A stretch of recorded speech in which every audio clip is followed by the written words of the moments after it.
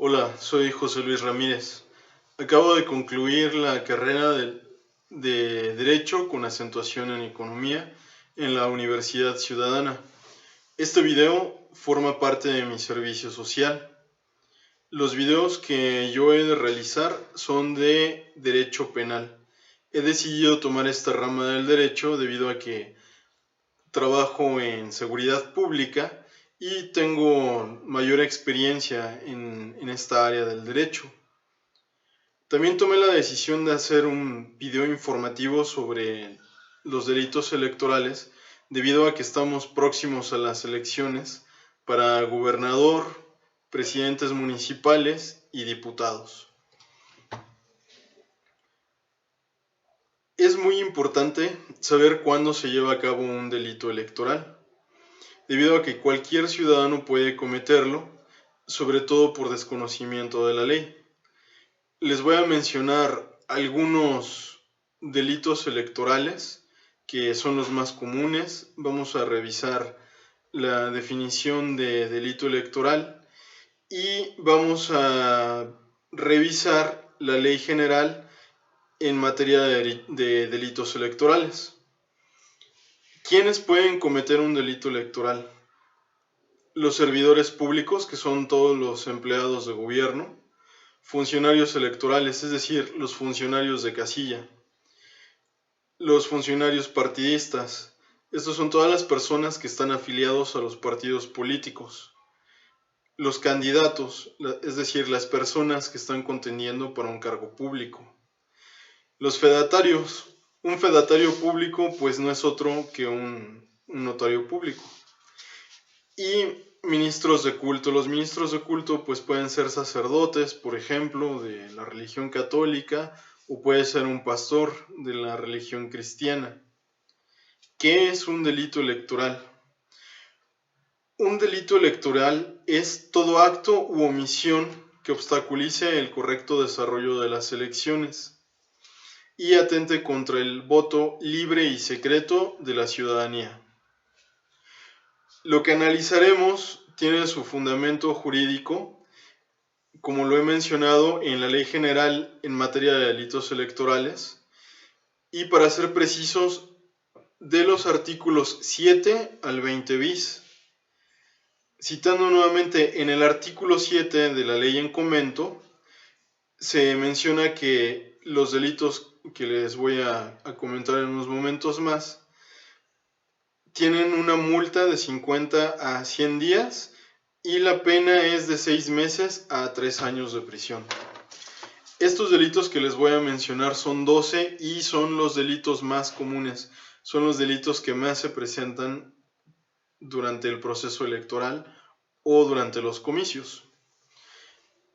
Estos delitos electorales más comunes son compra o venta de votos, condicionar el beneficio de un programa social a cambio de un voto por un candidato o por un partido político, el desvío de recurso de oficinas públicas para favorecer un partido político o un candidato, es decir, que tomen del dinero del erario o del presupuesto de alguna secretaría para las campañas políticas.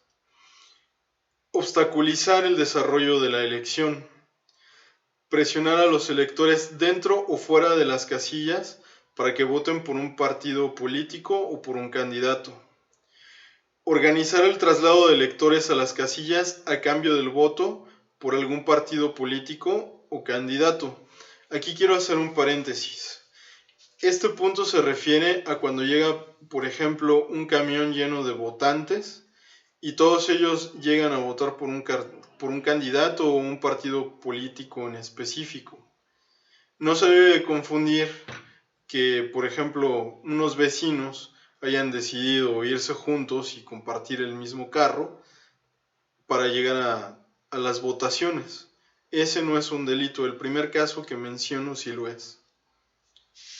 Interferir en la instalación o cierre de una casilla electoral. Una vez que ha concluido la jornada electoral, el presidente de casilla, si ya son las 6 de la tarde, que es la hora en la que debe de finalizar, él puede decidir si todavía hay fila, hasta qué persona se le va a dar oportunidad de votar. No puede nadie interferir, obligarlo a que hable a la casilla para que continúen las votaciones. Por eso hay un horario. Intentar manipular material electoral antes, durante o después de la elección. Cuando la gente va a votar a la casilla, no pueden estar tocando las actas, no pueden estar tocando todas las boletas. ¿Por qué hago este paréntesis? Porque las personas, por curiosas o por cualquier razón, pueden hacerlo y eso es un delito y no está permitido.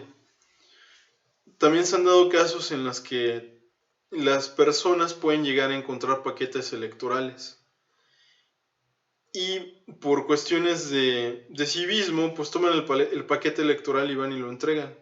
Pero esto es un delito. Ellos no lo hacen con mala fe, pero ellos no están facultados para poder tocar el material electoral, o las actas, o las boletas, todo lo que contenga ese paquete electoral.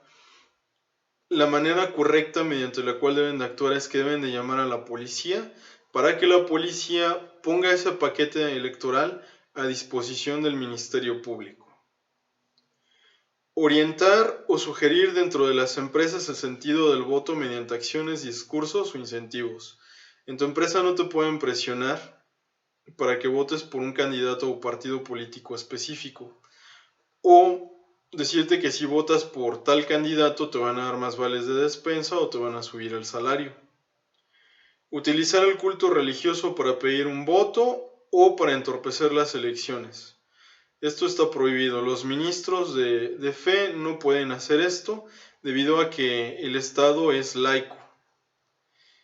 Recoger o retener credenciales de elector. Votar o intentar votar con una credencial ajena. Quiero mencionar también cuáles son las autoridades involucradas durante el proceso electoral. Estas autoridades son el INE, que es el Instituto Nacional Electoral, la Comisión Estatal Electoral, el Tribunal Electoral del Poder Judicial de la Federación, Tribunal Electoral del Estado de Nuevo León y la Fiscalía Especializada en Delitos Electorales. De las instituciones que acabo de mencionar, tanto el INE como la CEE tienen funciones administrativas y de organizar las elecciones. Los tribunales electorales garantizan que las elecciones sean limpias. Y bueno, si llega a existir una situación en la que un candidato quiere impugnar una casilla o varias de ellas, ellos se encargan de dirimir este problema. Y ya por último y no menos importante, se encuentra la FEDE, que es la Fiscalía Especializada en Delitos Electorales. Como su nombre lo indica, se encarga de la investigación y de la persecución de estos delitos. Es muy importante saber que existen 3 elementos para poder nosotros distinguir de un delito electoral de otro que no lo es, pues se puede llegar a prestar a una confusión. Estos 3 elementos son un sujeto activo, un sujeto pasivo y se debe de desarrollar durante el proceso electoral. El sujeto pasivo es aquel que comete el delito, es decir, es el indiciado, es la persona sobre la que recae es la persona que lleva a cabo el hecho ilícito. Y la persona sobre la que recae el hecho ilícito es el sujeto pasivo, aunque a diferencia de otro tipo de delitos, no hay una víctima directa, que precisamente se trata de un delito electoral. Y la tercera característica es que debe ser durante el proceso electoral.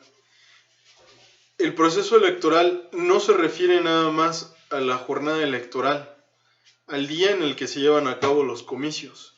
Se refiere al periodo en el cual se está llevando ese proceso, que tiene una duración de 6 meses. Cabe señalar que de conformidad al artículo 4 de la Ley General en materia de delitos electorales, el Ministerio Público en todos los casos procederá de oficio con el inicio de las investigaciones por los delitos previstos por la ley.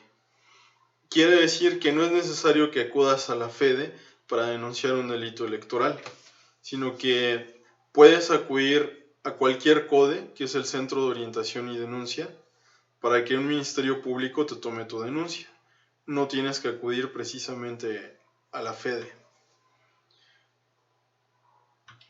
Y bueno, después de este breve video, donde hago mención de los delitos electorales más comunes, a manera de conclusión, espero que esta información le sirva a la ciudadanía en general, le pueda servir a los estudiantes de Derecho.